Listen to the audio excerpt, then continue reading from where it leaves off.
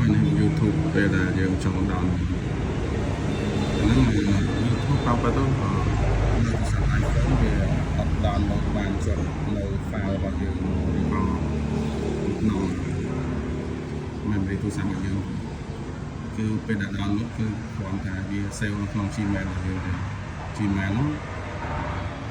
ទុកបាន 5G អញ្ចឹងគ្រាន់តែ save អញ្ចឹងបើយើងចង់ download មកចម្រៀងណាមួយឬក៏ចូលទៀតថាបទចម្រៀងសេងទុកពេលដែលយើងអត់បើកអ៊ីនធឺណិតយើងចង់ស្ដាប់គឺយើង download តែបើសិនជាយើងមាន account Gmail យើង download បានដែរយើងក៏ download បានដែរសូមឲ្យ subscribe សូមឲ្យតម្លៃក៏បានដែរដល់ការមាន account Gmail មួយអញ្ចឹង account Gmail យើងដាក់គឺថាយើង download វាអត់បានទេ unavailable មានតែ download unavailable តែបើយើងមាន Gmail យើង download បានអញ្ចឹងពេញ Gmail យើងងាយស្រួលដែរទេយើងចុចកន្លែង account យើងរូបម្នាក់នេះអញ្ចឹងបើយើងចុច sign in ទៅហើយ continue នេះបើយើងមាន account ស្រាប់តែបើវាអត់មាន account ស្រាប់វាលោកចេះវាលោកចេះតែមិញវាមាន account ស្រាប់វាមាន account គំរូមាន account ស្រាប់ហើយមាន account គំរូនេះដោយសារយើងជាមួយនឹង ID ជាមួយនឹង account Gmail តែបើវាអត់ទេវា load បានទេចឹងបងប្អូនវាយចុះបង្កើតថ្មីឬក៏មានស្រាប់បើ mail យើងធ្លាប់មានស្រាប់មានប្រើដែរយើងវាយចូលមកតែបើយើងអត់យើង create account new ចូលមកពេញឈ្មោះពេញ Gmail ចឹងមកចុច next បន្តទៅពេញថ្ងៃខែពេញអីចឹងទៅតែដោយសារតែខ្ញុំមានស្រាប់ចឹងខ្ញុំអត់ធ្វើចឹងទេខ្ញុំមានស្រាប់ខ្ញុំមកទៀតខ្ញុំមានស្រាប់ចុះខ្ញុំមាន Gmail ស្រាប់ពេលច្រើនបងប្អូនបង្កើត Gmail កាត់ទុកប្រើប្រាស់គ្រប់ទូរស័ព្ទអញ្ចឹងខ្ញុំអានេះអត់មានស្រាប់ដែរអញ្ចឹងខ្ញុំវាយអា Gmail ចាស់ចុះ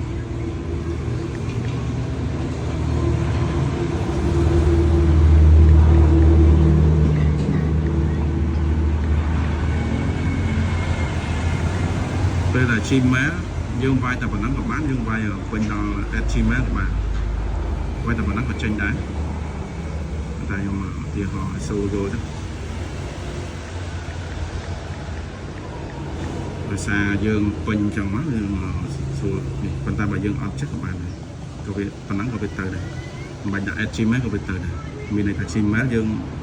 វា load auto Gmail ឲ្យហើយតែបើយើងបង្កើត YouTube ឬបង្កើតអីផ្សេងវាវាយប៉ុណ្ណឹងទៅវាអត់ទៅទេតែបើយើងបង្កើត Gmail វា auto អញ្ចឹងខ្ញុំពេញឲ្យអស់មកទៅសួរនៅបង្កើត Gmail ចឹងមកអាចចុច next មកហើយ password យើងវា password យើងមកចាំ password វាយ password យ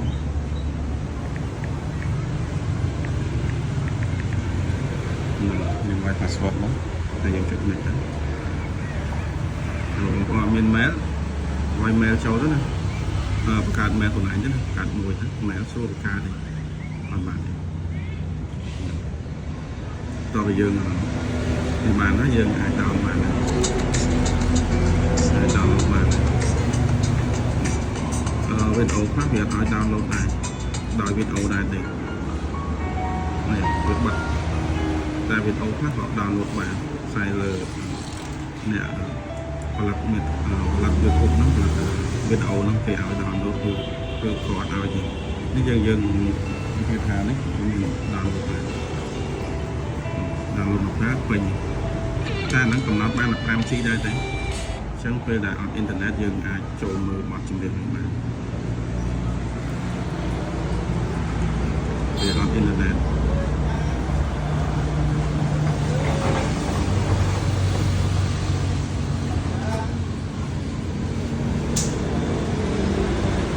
ចាំទេនេះយើងចុចអានេះមកវាមានអញ្ចឹងអានឹងស្ដាប់បានអត់អ៊ីនធឺណិតស្ដាប់បាន